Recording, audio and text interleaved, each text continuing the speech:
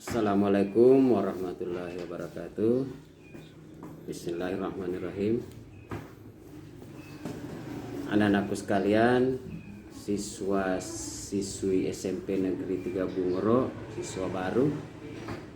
Ya, pada hari ini perkenalan kita di SMP 3 Bungoro. Saya memberikan satu materi mengenai materi pengenalan itu dengan judul kesadaran berbangsa dan bernegara. Di era globalisasi saat ini, negara kita ini menghadapi banyak sekali tantangan-tantangan. Olehnya itu, negara kita mengharapkan kita semua bangsa Indonesia bisa memiliki kesadaran yang tinggi untuk menghadapi tantangan-tantangan tersebut. Ya, dalam hal ini pemerintah negara kita bersama-sama dengan rakyat itu bertanggung jawab di dalam menghadapi apapun hambatan-hambatan, apapun tantangan-tantangan yang dihadapi negara kita, yang tentunya dalam menghadapinya itu dibutuhkan suatu kesadaran yang namanya kesadaran berbangsa dan bernegara.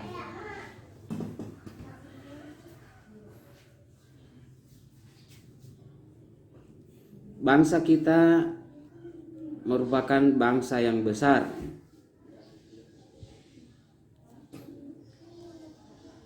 Jangan sampai bangsa yang besar ini menjadi bangsa yang jatuh dalam kondisi yang memprihatinkan, yang menjadikan bangsa ini berada di bawah bangsa-bangsa lain.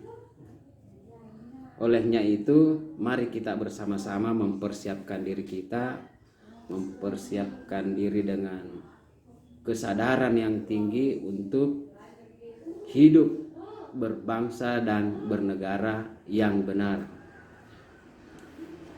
Jika kita mengamati kondisi bangsa kita saat ini, kita bisa menilai bahwa bangsa kita ini telah mengalami penurunan kesadaran di dalam berbangsa dan bernegara.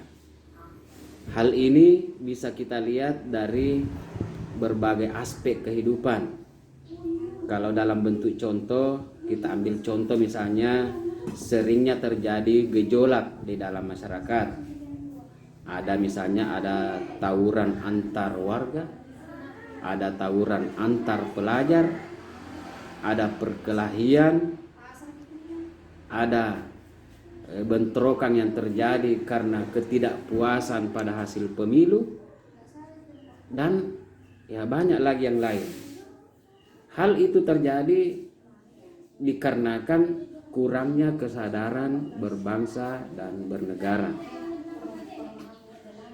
Kesadaran berbangsa dan bernegara ini mempunyai makna bahwa kita ini sebagai individu, sebagai warga yang hidup terikat dalam kaidah dan naungan di bawah Negara Kesatuan Republik Indonesia, harus mempunyai sikap, harus mempunyai perilaku yang tumbuh dari kemauan diri kita, yang dilandasi keikhlasan, dilandasi kerelaan untuk kebaikan bangsa dan negara kita. Jadi kalau sesuatu perbedaan pendapat itu bisa menyebabkan kita saling bentrok, itu perlu kita hindari. Kita cari persamaannya, supaya bisa tetap perbedaan itu merupakan perbedaan yang tidak menyebabkan kita berpecah belah. Adapun berbagai masalah yang berkaitan dengan kesadaran berbangsa dan bernegara sebaiknya mendapat perhatian dan tanggung jawab kita semua. Sehingga amanat Undang-Undang Dasar 45 di dalam menjaga dan memelihara negara kesatuan Republik Indonesia ini bisa diwujudkan. Adapun hal lain yang dapat mengganggu kesadaran berbangsa dan bernegara di tingkat pemuda perlu dicermati secara seksama. Antara lain, yang pertama mengenai menipisnya kesadaran berbangsa dan kepekaan sosial di tingkat pemuda. Banyak persoalan-persoalan masyarakat yang membutuhkan peranan pemuda untuk membantu memediasi masyarakat agar keluar dari himpitan masalah, baik itu masalah sosial, masalah ekonomi, dan masalah politik. Karena dengan terbantunya masyarakat di semua lapisan itu dapat semua lapisan agar dapat keluar dari himpitan persoalan, maka bangsa ini tentunya menjadi bangsa yang kuat, tidak dapat lagi diintervensi oleh bangsa lain. Kesadaran bela negara adalah suatu keadaan di mana kita berupaya untuk mempertahankan negara kita, mempertahankan dari berbagai ancaman yang dapat mengganggu kelangsungan hidup bermasyarakat yang berdasarkan atas dasar rasa cinta tanah air.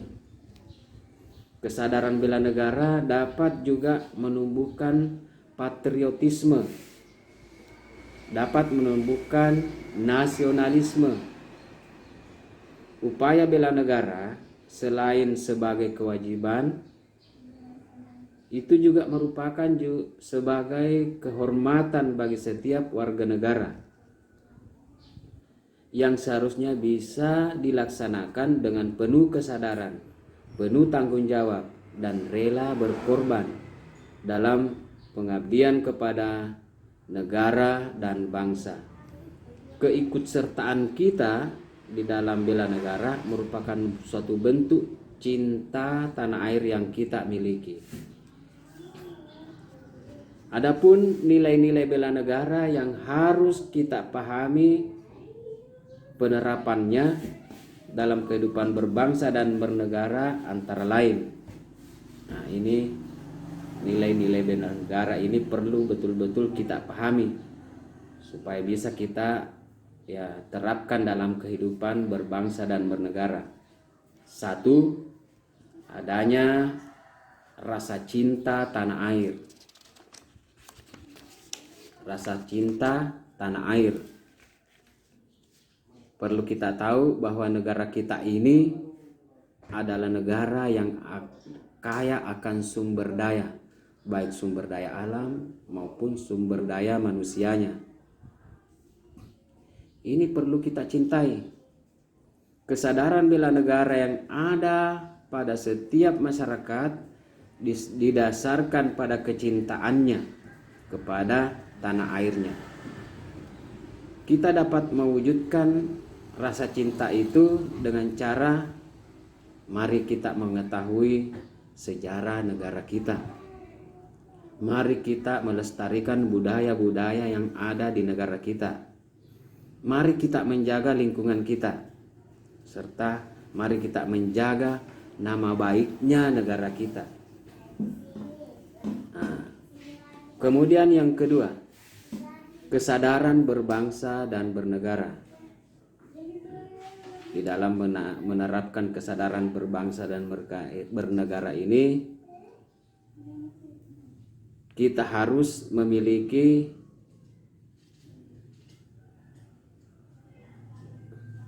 sikap sesuai dengan kepribadiannya bangsa kita.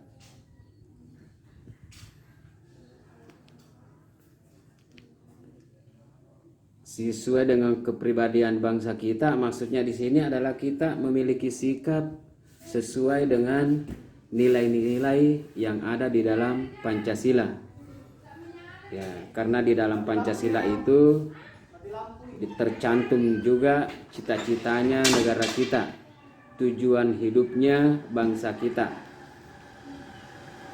Ya, di dalam kehidupan sehari-hari ini bisa dalam bentuk sikap yang selalu bisa mencegah terjadinya suatu tindakan, misalnya mencegah perkelahian antar perorangan atau antar kelompok, dan kita diharapkan dapat menjadi anak bangsa yang berprestasi baik di tingkat nasional maupun tingkat internasional. Untuk itu, di dalam berprestasi itu kita diharapkan nantinya bisa menimba pengetahuan baik dalam pengetahuan umum maupun pengetahuan ekstrakurikuler. Kemudian yang ketiga, Pancasila. Ya, kita tahu bahwa Pancasila ini merupakan ideologi negara kita, juga merupakan warisan dan hasil perjuangan para pahlawan bangsa kita yang sungguh luar biasa. Pancasila ini tidak hanya sekedar teoritis dan normatif saja, tetapi Pancasila ini perlu diamalkan di dalam kehidupan sehari-hari. Kita tahu bahwa Pancasila merupakan alat pemersatu dari adanya keberagaman bangsa kita. Keberagaman yang ada di negara kita Indonesia ini antara lain keberagaman suku, keberagaman agama, dan keberagaman partai politik misalnya, dan banyak lagi yang lainnya, yang apabila kita tidak memiliki jiwa Pancasila, jiwa seperti yang ada di dalam sila-sila Pancasila, itu bisa membahayakan bangsa kita.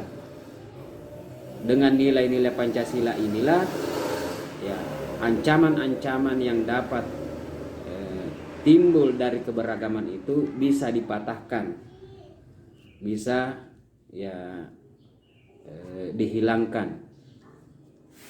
Kemudian yang keempat mengenai ya, sikap rela berkorban untuk bangsa dan negara.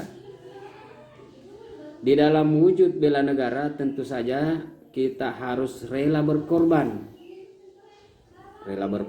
untuk bangsa dan negara. Kalau contoh nyatanya seperti sekarang ini, misalnya ya kemampuan kita untuk bisa ikut serta dalam suatu perhelatan kompetisi-kompetisi olahraga yang bertaraf internasional, misalnya SEA Games, ya, menjadi atlet. Para atlet bekerja keras untuk bisa mengharumkan nama negaranya.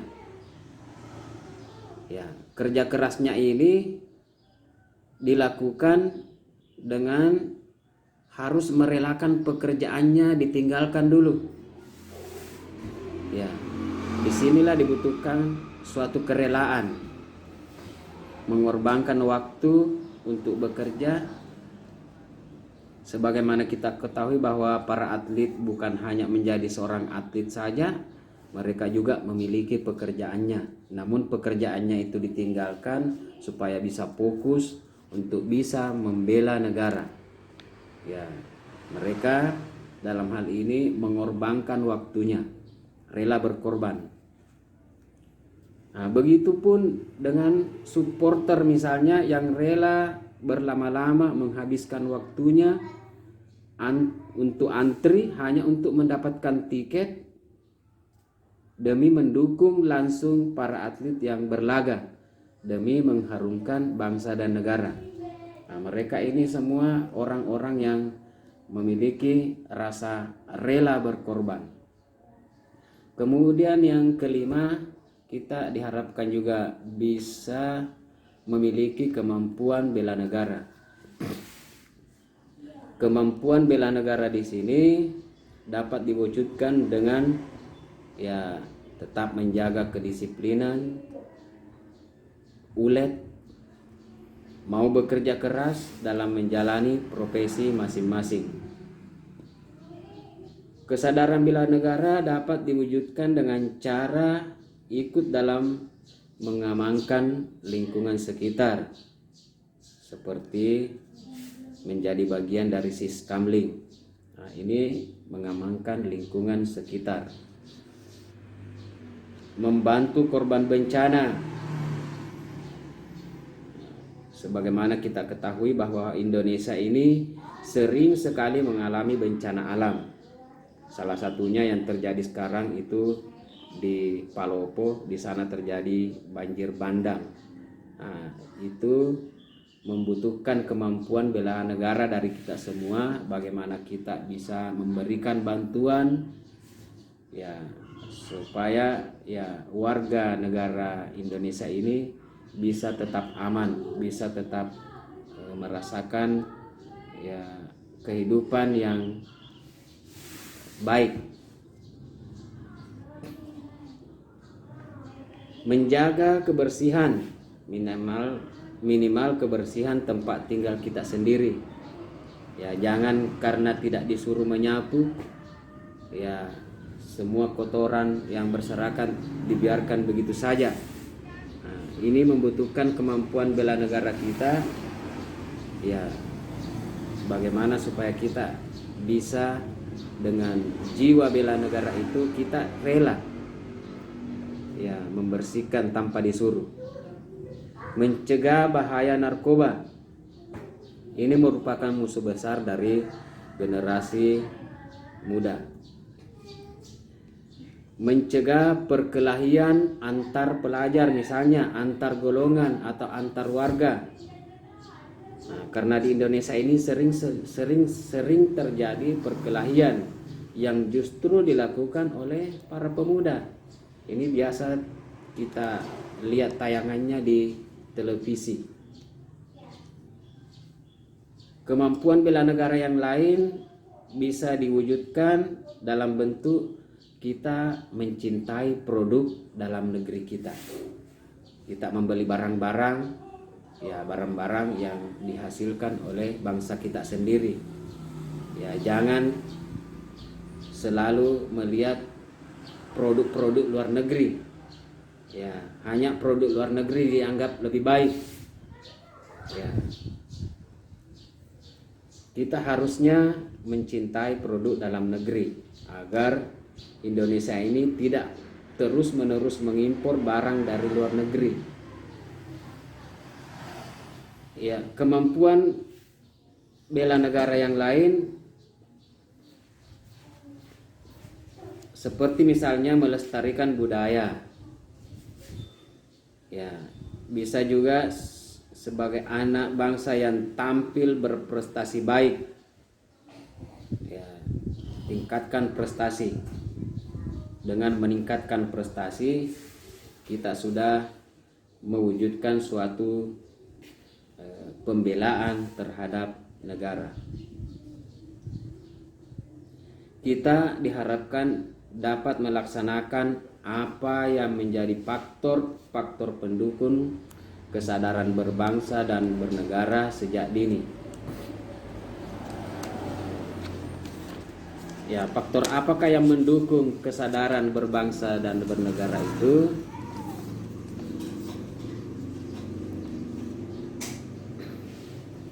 Yang mendukung adalah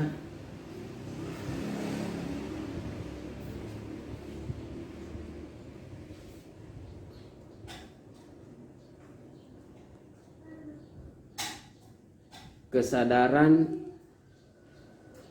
nasionalisme. Nasionalisme adalah sikap mencintai bangsa dan negara sendiri. Nasionalisme ini terbagi atas dua macam. Ada namanya nasionalisme dalam arti sempit, ada nasionalisme dalam arti luas. Kalau dalam arti sempit, nasionalisme di sini adalah sikap mencintai bangsa sendiri secara berlebihan sehingga menganggap bangsa lain rendah kedudukannya. Nasionalisme seperti ini disebut juga dengan nasionalisme yang Calvinisme. Contohnya itu bangsa Jerman di masa Hitler. Menurut orang-orang Jerman, mereka itu adalah bangsa pilihan, bangsa yang punya derajat lebih tinggi dari seluruh bangsa-bangsa yang ada di dunia ini. Nah, ini pemahaman yang salah juga tentang nasionalisme. Kita boleh mencintai bangsa kita, tapi jangan merendahkan bangsa lain.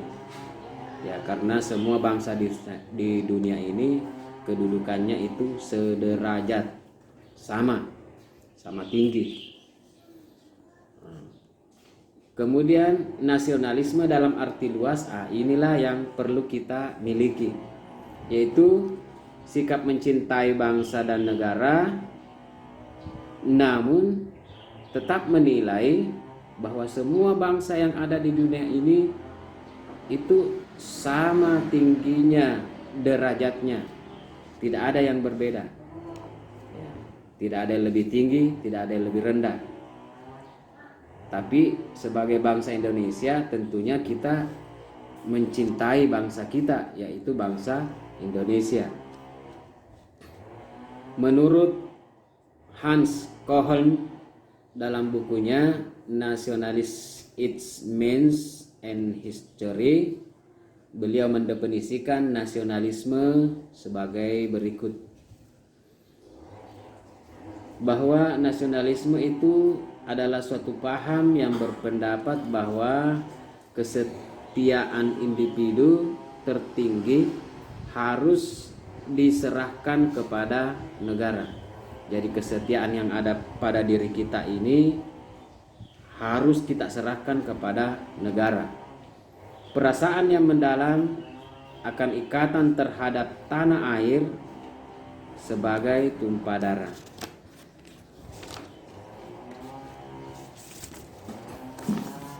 Ada 3 hal yang harus kita lakukan untuk membina nasionalisme Indonesia. 1, kita harus bisa mengembangkan persamaan di antara suku-suku bangsa penghuni Nusantara ini. Ya, mari kita kembangkan persamaan. Ya, jangan kita justru mengembangkan perbedaan.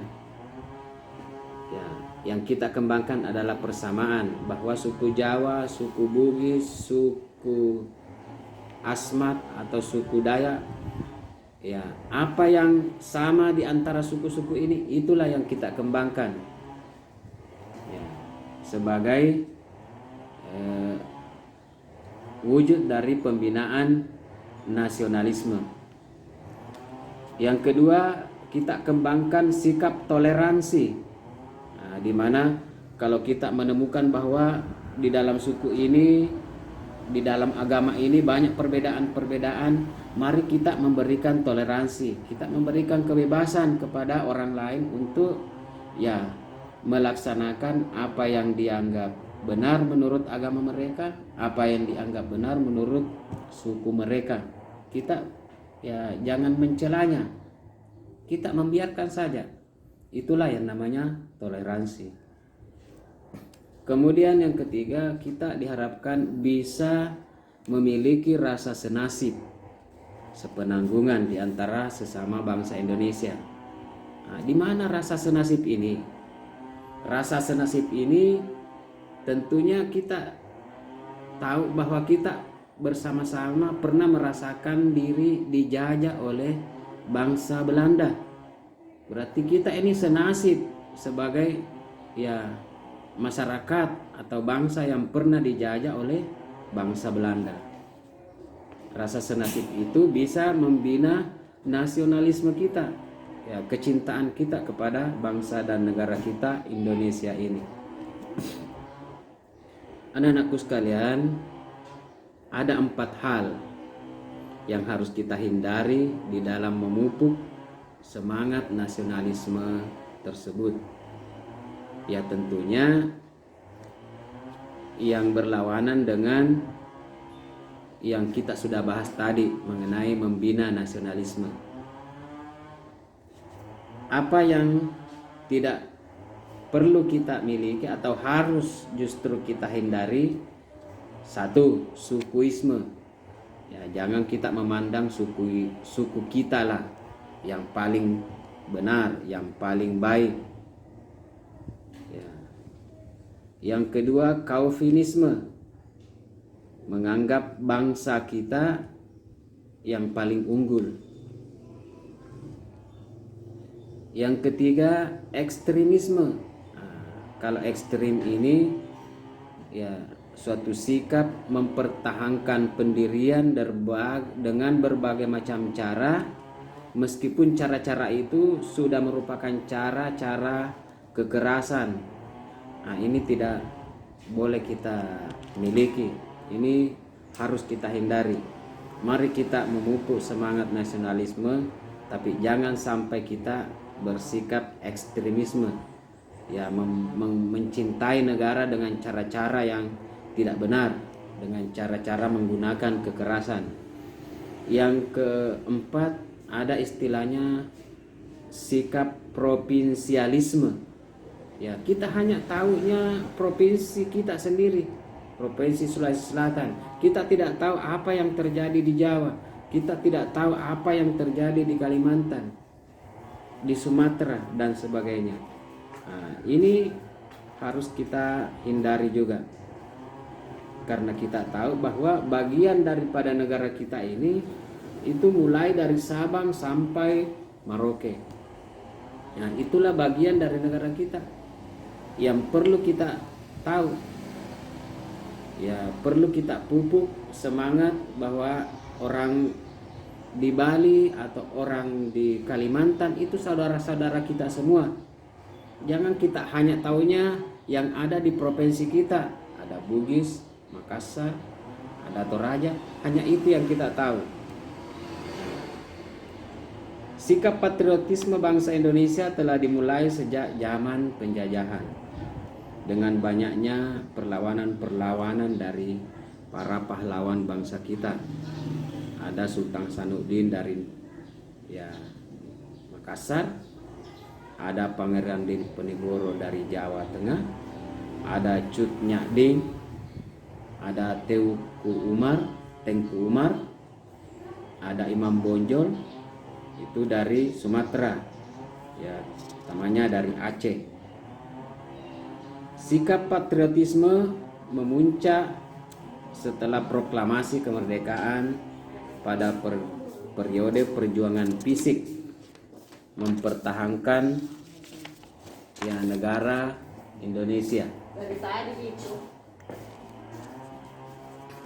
Sikap patriotisme adalah sikap sudi berkorban segala-galanya,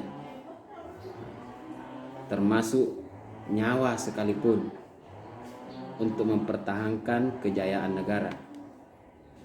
Sikap patriotisme di sini ciri-cirinya antara lain, ya ini mengenai ciri-cirinya atau tanda-tandanya apa itu yang namanya patriotisme. Patriotisme di sini ciri-cirinya satu adalah cinta tanah air. Ya. Yang kedua, rela berkorban untuk kepentingan bangsa dan negara. Itu semua dikatakan ciri-ciri patriotisme. Yang ketiga, selalu atau membiasakan diri menempatkan persatuan dan kesatuan bangsa di atas kepentingan pribadinya dan kepentingan golongannya.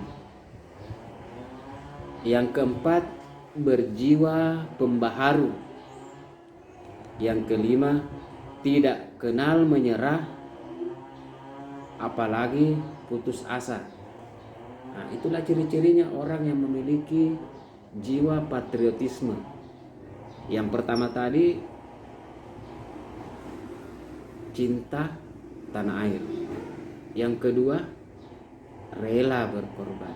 Yang ketiga, menempatkan persatuan di atas kepentingan pribadi atau golongannya. Yang keempat, berjiwa pembaharu. Yang kelima, tidak kenal menyerah atau tidak putus asa. Kemudian pengamalan sikap patriotisme dalam kehidupan sehari-hari ya bisa dibagi atas 4 lingkungan. Yang pertama, kalau kita mau mengamalkan patriotisme itu bisa kita amalkan di dalam kehidupan keluarga. Bagaimana caranya? Yang pertama misalnya menyaksikan film perjuangan atau membaca buku-buku bertema perjuangan. Atau di saat pemerintah mengumumkan supaya dinaikkan bendera dalam rangka memperingati 17 Agustus, nah kita naikkan bendera di depan rumah kita. Itu semua merupakan satu pengamalan jiwa patriotisme. Yang kedua, lingkungan sekolah. Nah, kalau di lingkungan sekolah, tentu anak-anakku biasa melihat teman-temannya atau bahkan anakku sendiri biasa terlibat di dalam upacara bendera. Ya, menjadi pemimpin upacara, menjadi penggeret bendera, itu semua merupakan wujud dari pengamalan patriotisme yang anak-anakku miliki. Ya, kalian amalkan di dalam lingkungan sekolah. Kemudian kalau di lingkungan bermasyarakat, kita dalam hal ini mengamalkan patriotisme itu dengan semangat mengembangkan sikap kesetiakawanan. Ya, memelihara kerukunan antar warga. Itu semua bisa kita lakukan. Ya, kita lakukan dengan semangat patriotisme. Kemudian yang terakhir, ya, pelaksanaan atau pengamalan patriotisme di lingkungan berbangsa dan bernegara. Antara lain dengan cara meningkatkan persatuan dan kesatuan. Ya, melaksanakan Pancasila dan Undang-Undang Dasar 45. Nah, itu merupakan semua pengamalan patriotisme dalam kehidupan berbangsa.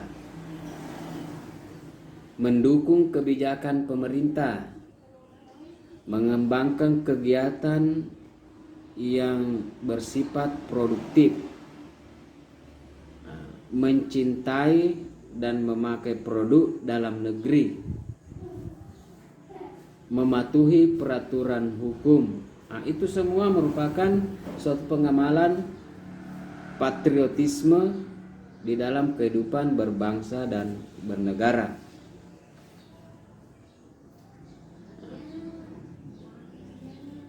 Tidak main hakim sendiri,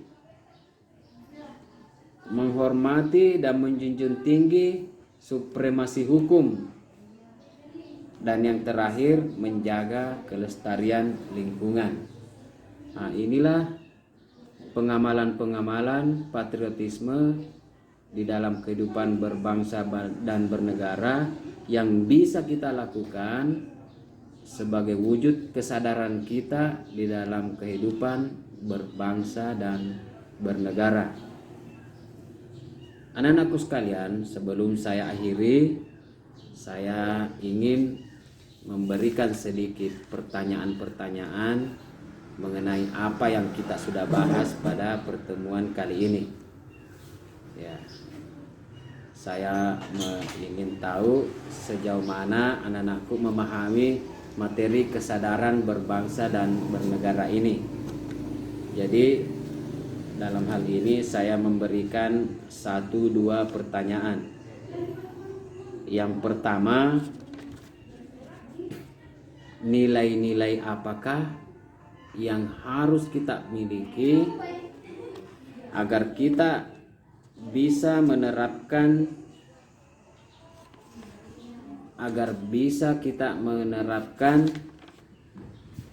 kesadaran berbangsa dan bernegara.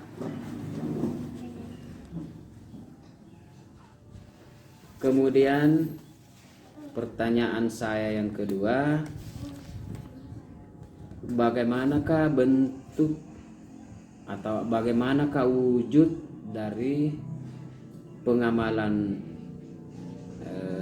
patriotisme yang bisa kita berikan kepada bangsa kita. Dalam hal ini pengamalan patriotisme di lingkungan berbangsa dan bernegara. Ya, bagaimana kira-kira wujudnya? Itu barangkali 2 pertanyaan yang bisa saya berikan. Ya, mudah-mudahan anak-anakku bisa menjawabnya ya dengan pemahaman yang baik dari apa yang saya paparkan tadi. Dan untuk itu saya akhiri pertemuan kita dalam materi kesadaran berbangsa dan bernegara. Assalamualaikum warahmatullahi wabarakatuh.